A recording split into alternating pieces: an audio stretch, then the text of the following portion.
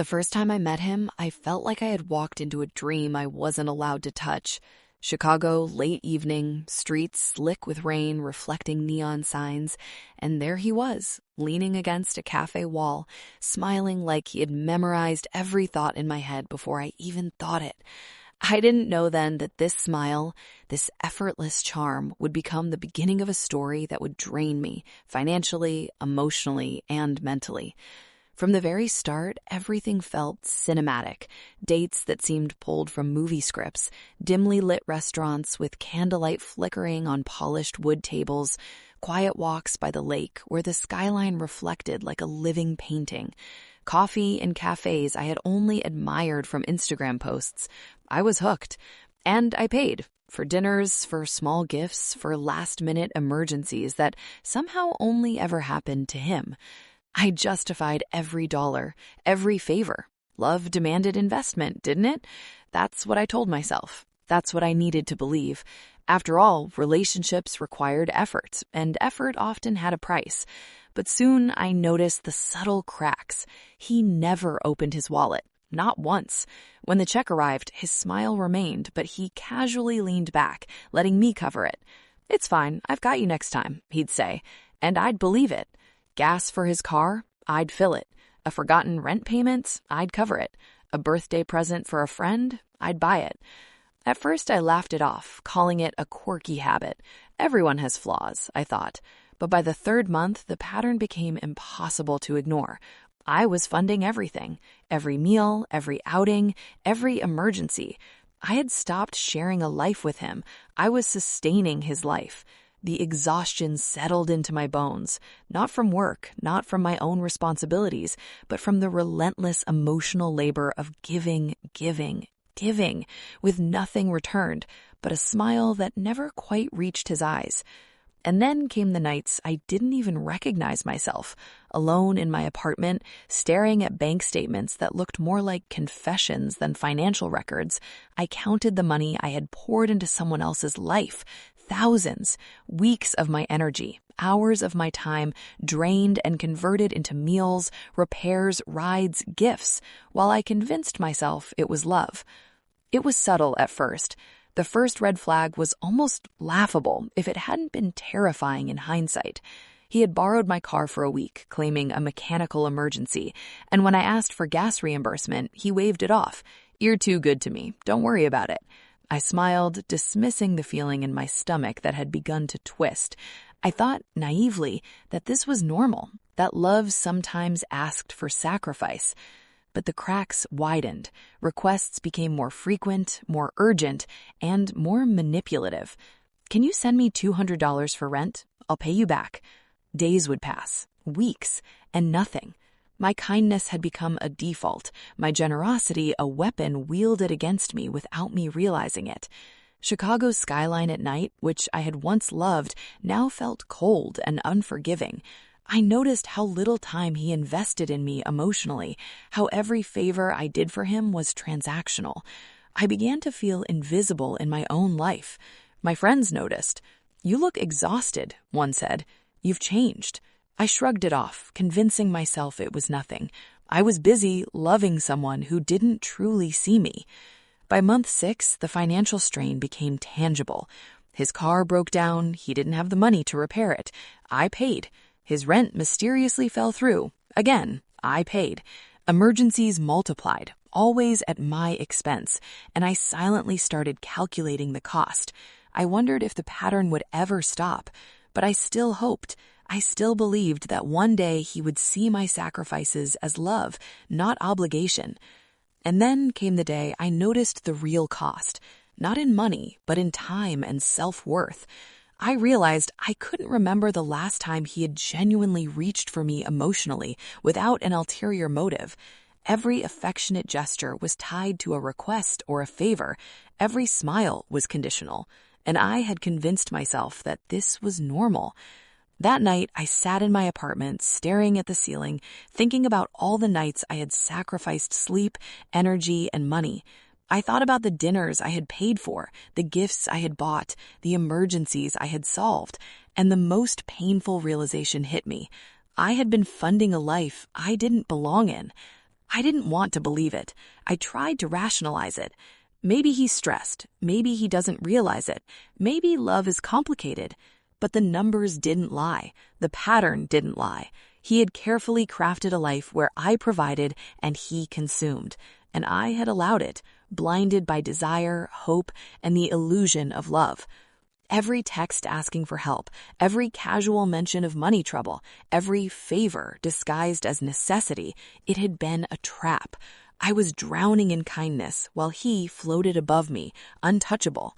I felt foolish, humiliated, exhausted, and yet I couldn't leave.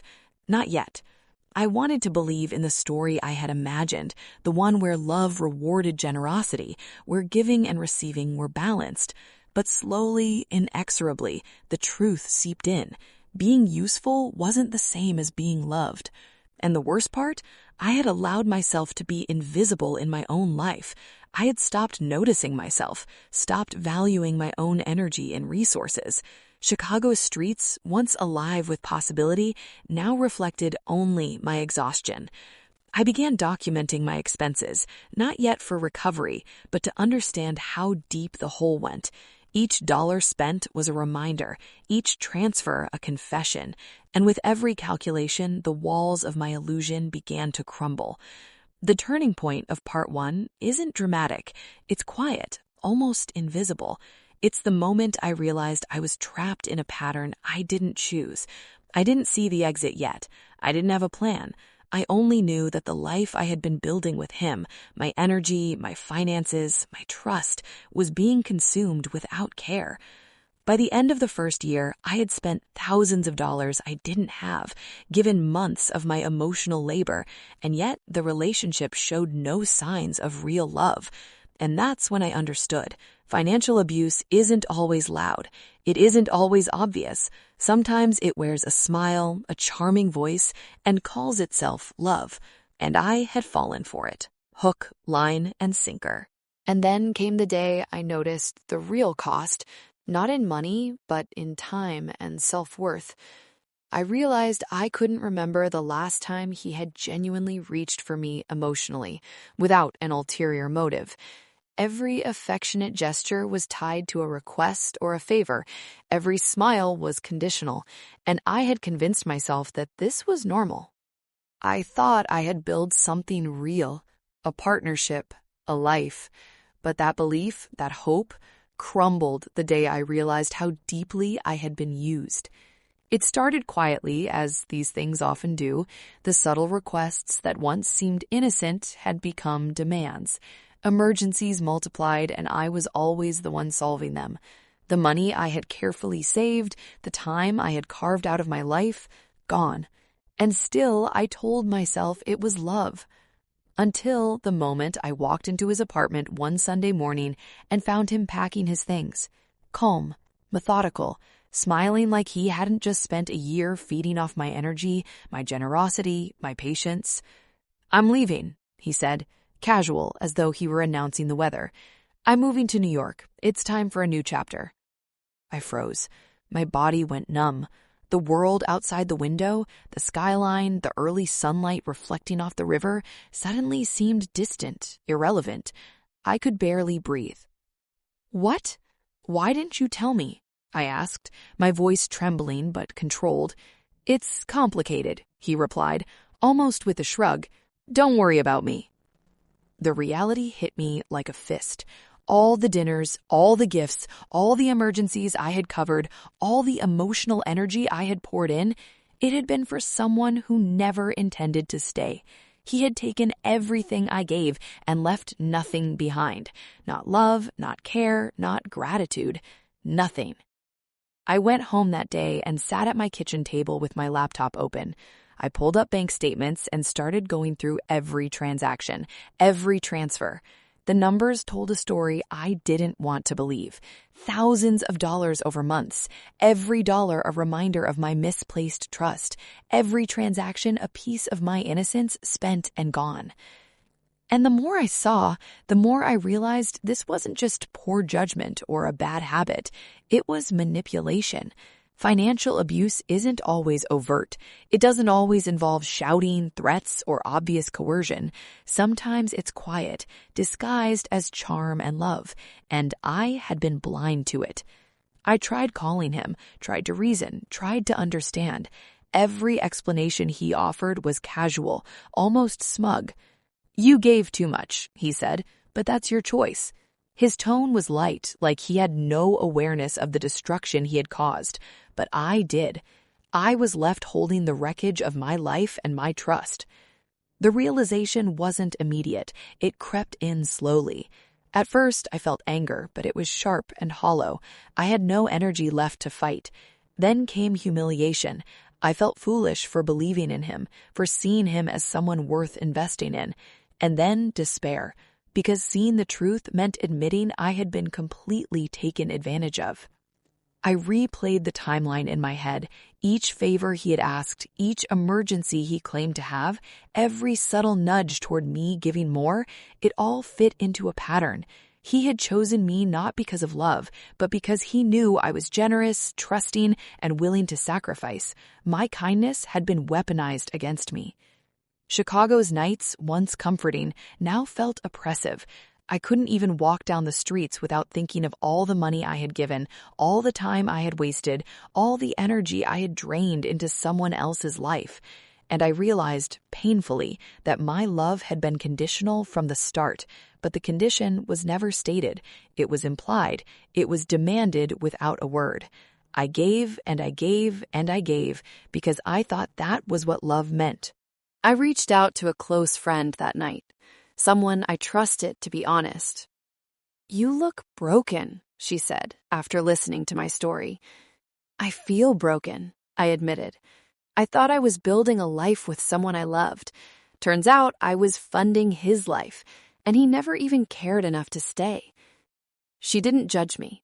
She didn't tell me I was foolish. She listened. And in that listening, I realized something important. I wasn't weak. I had been manipulated. That's different. Recognition matters. Clarity matters. Over the next few days, I slowly began reclaiming awareness. I made lists, documented every transaction, every favor, every instance of giving without reciprocation. It wasn't to punish him, he didn't deserve that, but to understand the pattern, to see the abuse clearly. And the pattern was undeniable. It was systematic. Every dollar, every meal, every late-night emergency request, every small act of dependence, all part of a carefully maintained imbalance, and I had sustained it, thinking it was love. I also realized that the emotional abuse was just as harmful as the financial. Every time he smiled, every time he reassured me, it was strategic. Every affection was measured, given only to keep me engaged, to keep me giving, and I had been blind to it, intoxicated by charm and hope. I remember one night sitting alone in my apartment, staring at the ceiling, and thinking about all the months I had spent sustaining a life that wasn't mine. I thought about the sacrifices I had made, the sleepless nights, the money, the trust, the emotional labor, and I asked myself, how could I have let this happen? But the answer was clear. Manipulation isn't about brute force. It's quiet. It's subtle. It's insidious. It's the slow erosion of your resources, your trust, your sense of self, until you don't even realize you're giving more than you can afford, more than you can bear. And that's exactly what had happened to me. I realized that financial abuse often masquerades as love. It thrives on trust, on empathy, on commitment. And because I was generous, trusting, and committed, I had been the perfect target.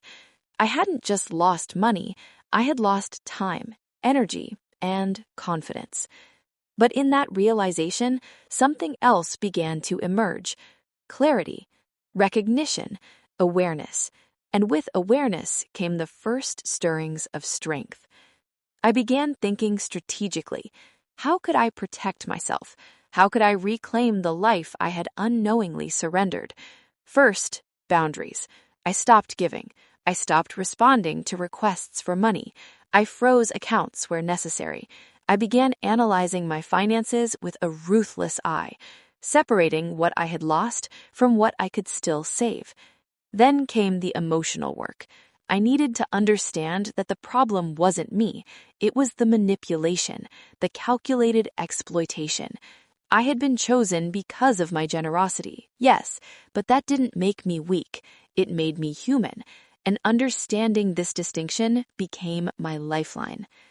I also realized that sharing the experience was necessary. I began talking to friends, journaling, even posting anonymous reflections online. The more I spoke, the less I understood the depth of the abuse and the less power it had over me.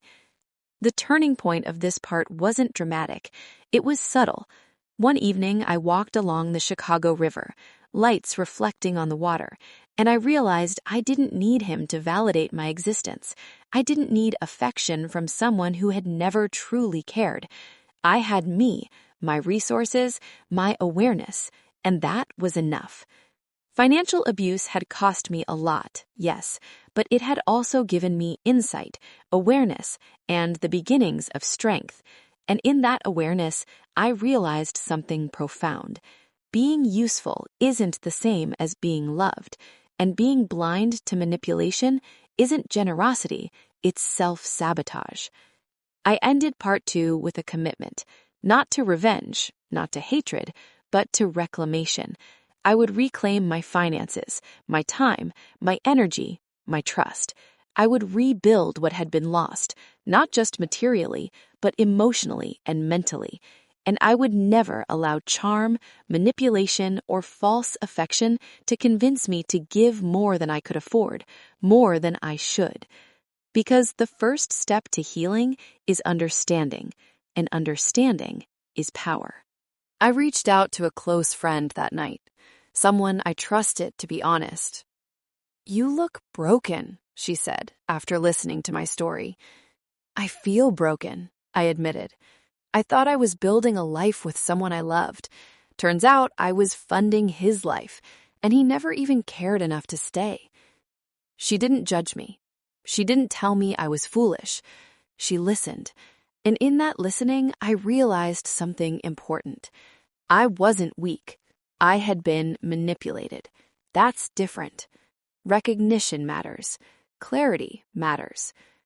The first morning I truly felt free, I woke up without dread. No urgent messages demanding money. No subtle guilt woven into a smile. No obligations disguised as love. Just me, my apartment, and the quiet hum of the city outside my window. It was an unfamiliar, almost uncomfortable calm. For months, maybe years, I had existed in the shadow of someone else's needs, responding, accommodating, sacrificing. Now I realized something profound. I had a choice. The process of reclaiming my life didn't start with a grand gesture. It started quietly, methodically, with boundaries. I froze joint accounts, reorganized finances, and created strict rules for myself. No more sudden transfers, no more rescuing, no more believing that generosity required personal sacrifice beyond reason. Every dollar I held now became a symbol of autonomy, not affection. But boundaries alone weren't enough. The emotional residue, the sense of shame, of having been used, lingered. Every time I glanced at my past transactions, I felt the weight of manipulation pressing down. I realized that recovery wasn't just financial, it was psychological. I had to rebuild trust in myself. I had to redefine what generosity meant without self-erasure. I sought therapy.